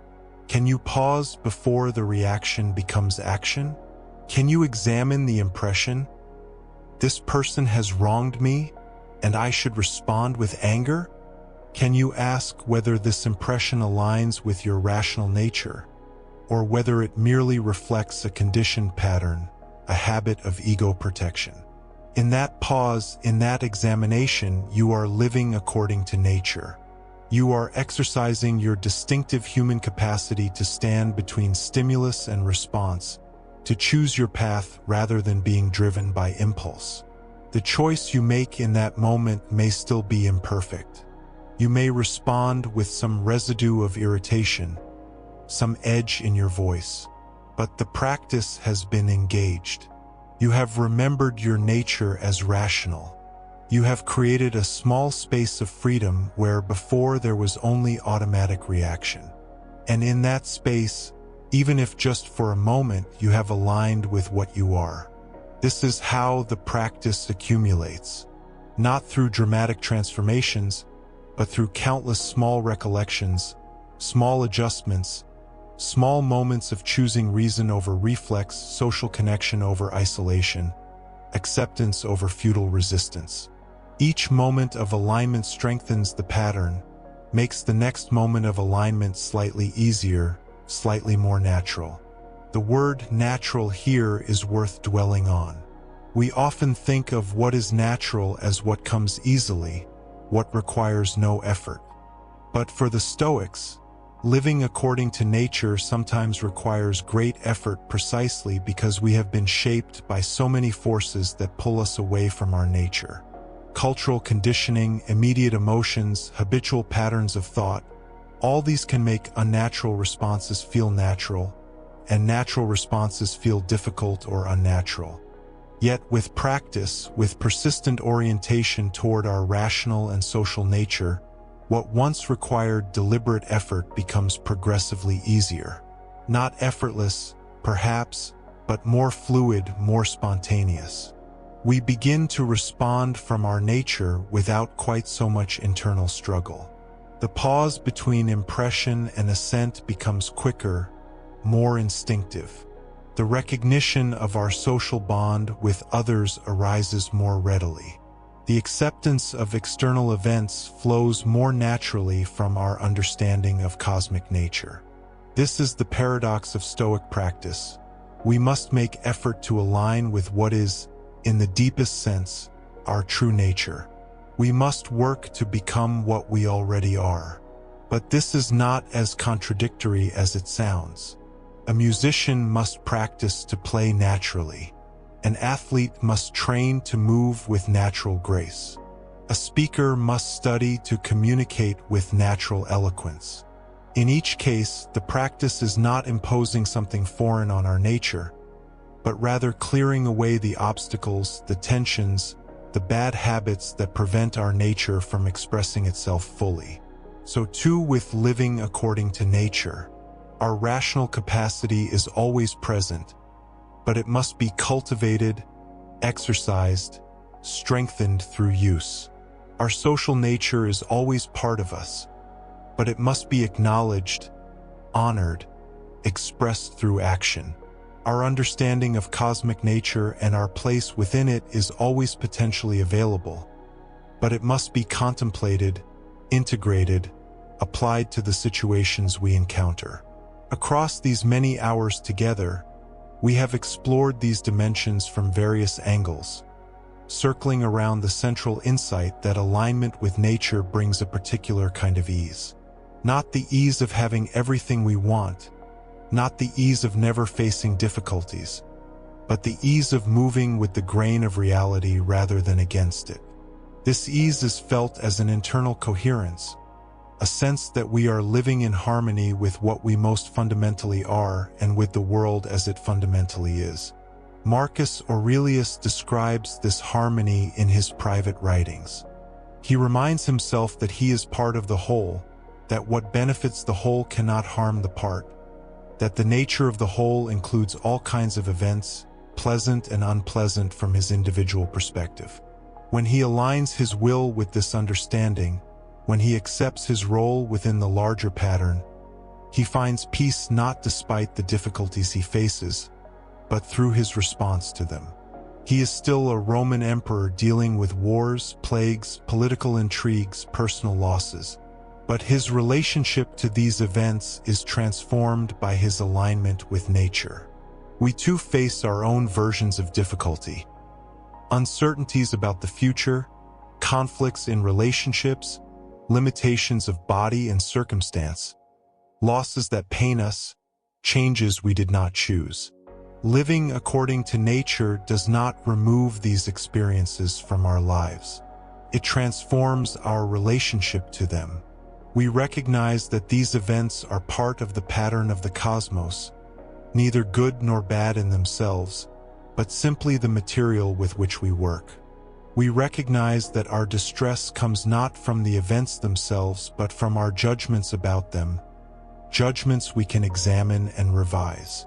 We recognize that we have the capacity to respond rationally, to maintain our character, to honor our social bonds regardless of external circumstances. This recognition is not merely intellectual. It must be lived, practiced, tested against experience. And in the living of it, we discover something remarkable. We are more resilient than we thought. We are capable of finding contentment in circumstances we once believed would destroy us. We can maintain our dignity and virtue in situations where we once imagined we would collapse. Not because we are superhuman, but because we are finally living in accordance with our human nature, which is stronger and more adaptable than the distorted versions of ourselves we carry in fearful imagination. The social dimension of this practice deserves special emphasis as we integrate these ideas. We do not live according to nature in isolation. Our rational nature is most fully expressed in community, in dialogue, in the exchange of ideas and perspectives. Our social nature literally constitutes who we are. We are woven from relationships, from language, from shared meanings. To live according to nature is necessarily to engage with others, to contribute to the common good, to recognize that we flourish together or not at all. This social dimension affects how we approach the practice itself. We are not trying to become perfectly self-sufficient Stoic sages isolated from human contact. We are trying to become better members of the human community, more reasonable in our interactions, more reliable in our commitments, more generous in our interpretations of others, more willing to contribute our particular gifts to the collective endeavor of human life. Living according to nature makes us better friends, better family members, better colleagues, better citizens. It makes us more present to others, less defensive, less driven by ego, more capable of genuine connection. At the same time, this social engagement is grounded in our individual practice of aligning with reason. We cannot give to others what we have not cultivated in ourselves. We cannot offer stable friendship if we are constantly buffeted by every changing impression. We cannot contribute to the common good if we are confused about what is truly good. We cannot be present to others if we are lost in anxious thoughts about things beyond our control. The individual practice and the social practice are not in tension. They support and enable each other. As we integrate these understandings, we might notice how they affect our experience of time. Living according to nature brings us more fully into the present moment. Not because we are trying to be mindful or present, but because the past and future lose some of their emotional charge. The past, we recognize, is beyond our control. It has already happened. We can learn from it, but we cannot change it, and we need not be imprisoned by regrets about what we did or did not do. The future, we recognize, is also beyond our control. It has not yet happened. We can prepare reasonably for it, but we need not be tormented by anxious fantasies about what might occur. What remains is the present, this moment, this situation, this opportunity to exercise our rational and social nature. This is where we actually live. This is where choice exists. This is where virtue is possible. And when we are aligned with our nature, we are more fully here, more engaged with what is actually occurring rather than lost in ruminations about what was or might be. This presence in the present is not a blank emptiness or a forced focus. It is a natural result of understanding what is in our control and what is not. Since the past and future are not in our control, and since we have trained ourselves to focus on what is in our control, we naturally attend to the present circumstance and our present capacity to respond reasonably to it. This is where our power lies. This is where we can actually affect something. This is where living according to nature happens. The rhythm of this practice is worth attending to as well. There are moments of clear alignment when we respond from our nature with little internal conflict. There are moments of misalignment when we react from passion or habit and later recognize we have strayed from reason.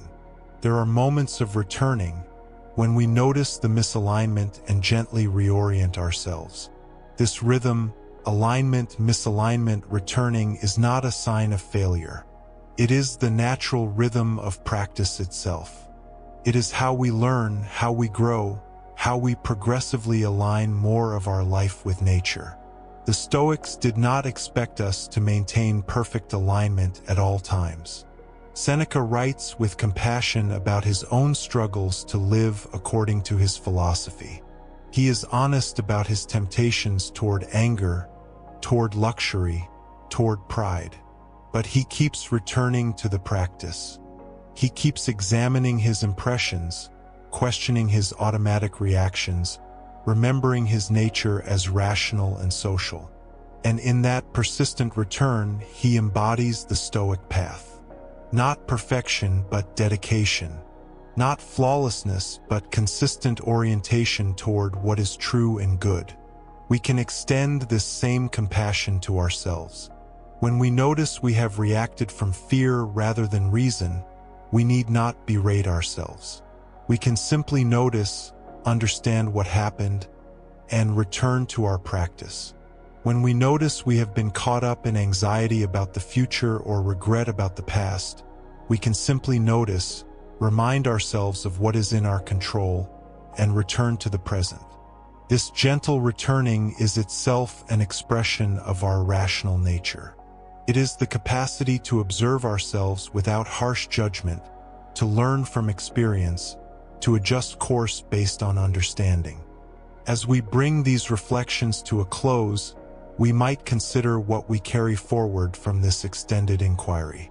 We carry a clearer understanding of what the Stoics meant by nature, not mere biological impulse or wilderness, but the rational order of the cosmos and our own nature as rational and social beings. We carry an appreciation for the human capacity to examine our impressions, to choose our responses, to maintain our character regardless of external circumstances. We carry a recognition of our deep interconnection with others and our responsibility to contribute to the common good. We carry practical methods for aligning our lives more closely with these truths. But perhaps most importantly, We carry the understanding that living according to nature is not an achievement to be completed but a practice to be lived. Each day offers new circumstances in which to exercise our nature, new opportunities to choose reason over reflex, new situations in which to honor our social bonds. Each day offers the possibility of greater alignment, and each day offers the certainty that we will sometimes miss the mark. Both are part of the practice. Both are part of being human. There is a particular peace that comes from understanding this. We do not need to be perfect. We do not need to have everything figured out. We do not need to eliminate all difficulty from our lives or achieve some permanent state of tranquility.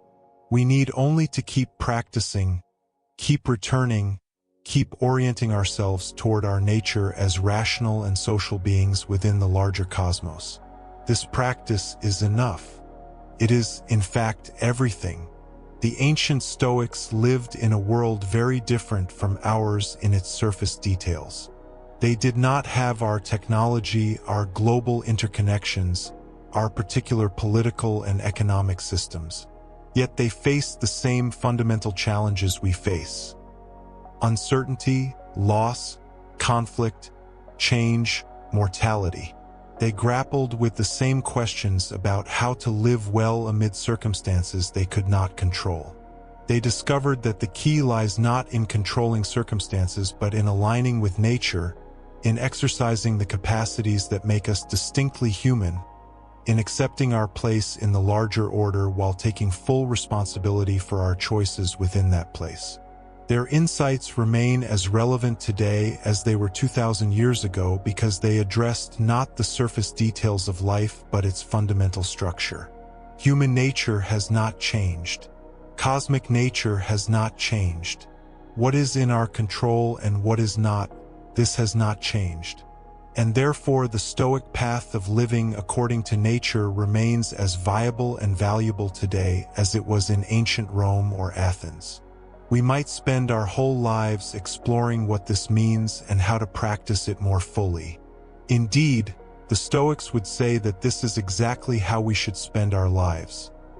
Progressively aligning ourselves with nature, gradually clearing away the confusion and false beliefs that obscure our understanding, persistently practicing the exercises that strengthen our rational capacity and deepen our social bonds.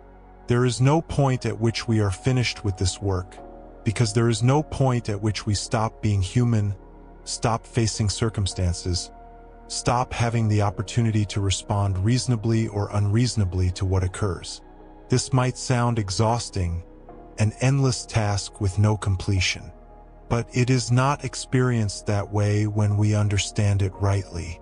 It is simply life itself, lived with awareness, with intention, with a commitment to our better nature. The practice becomes not a burden we carry, but the very substance of a meaningful life. We are not trying to get somewhere else. We are learning to be more fully where we are, to be more fully what we are, to engage more completely with the reality we inhabit. In this sense, living according to nature is not a restriction but a liberation.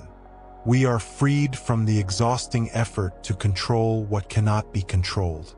We are freed from the distorting effects of false judgments about good and bad. We are freed from the isolation of believing we are separate from the whole.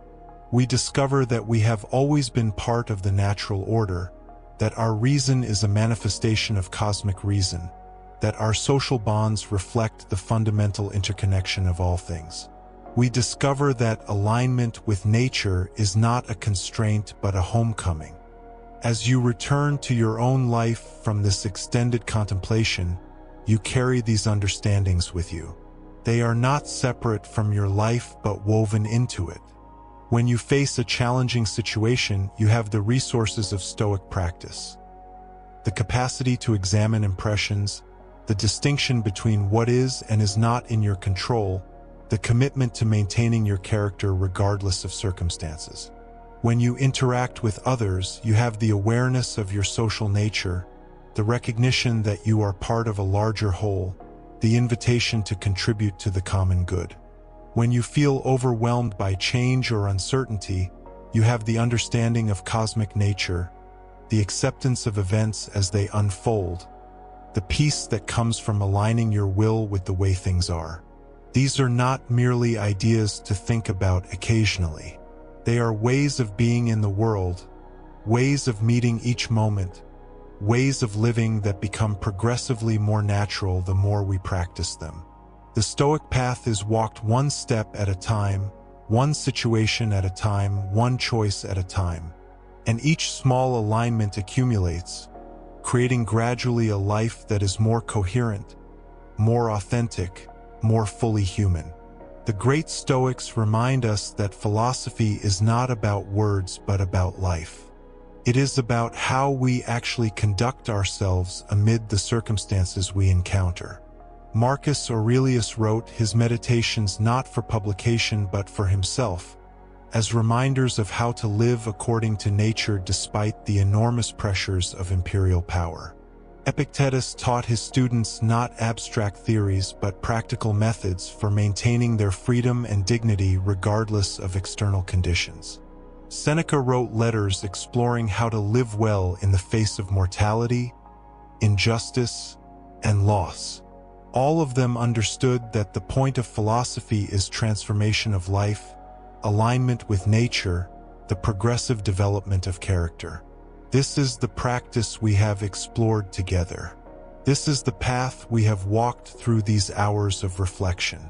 And this path continues beyond this particular contemplation. It continues in your daily life, in your responses to events, in your relationships with others, in your quiet moments of self-examination. It continues as long as you continue, as long as you keep returning to your nature, keep choosing reason, keep honoring your social bonds, keep accepting your place in the cosmos. There is no dramatic conclusion to this practice because it is not the kind of thing that concludes. It is more like a river that keeps flowing, more like a breath that keeps cycling, more like a heart that keeps beating. It is the ongoing rhythm of human life lived with awareness and intention. It is the persistent effort to align with what we most deeply are and with the world as it actually is. It is, in the end, simply this being human in the fullest sense, expressing our rational and social nature, participating consciously in the great pattern of the cosmos. The wisdom of the Stoics is available to us whenever we turn toward it. Their practices are available whenever we choose to engage them. The possibility of alignment with nature is available in every moment, regardless of what has happened before, regardless of what might happen next. This moment, this situation, this choice, here is where we live according to nature. Here is where we practice. Here is where we are most fully alive. And so we conclude this reflection not with a sense of ending, but with a sense of continuity. The inquiry into living according to nature does not finish. It deepens. The practice does not complete. It matures. The path does not reach a final destination. It opens progressively onto wider and deeper understanding. You carry forward what we have explored together, and you carry forward the capacity to keep exploring, keep practicing, keep aligning with nature in the infinitely varied circumstances of your life. May you find in this practice what the ancient Stoics found, not the elimination of difficulty, but the transformation of your relationship to it. Not control over circumstances, but the development of unshakable character within them. Not isolation from others, but deeper connection through recognition of your shared rational and social nature. Not escape from the world, but fuller participation in it. Not distance from nature, but alignment with it. May you discover that living according to nature is living most fully as yourself, most freely within necessity, most peacefully within change, most humanly within the cosmos that contains and constitutes us all.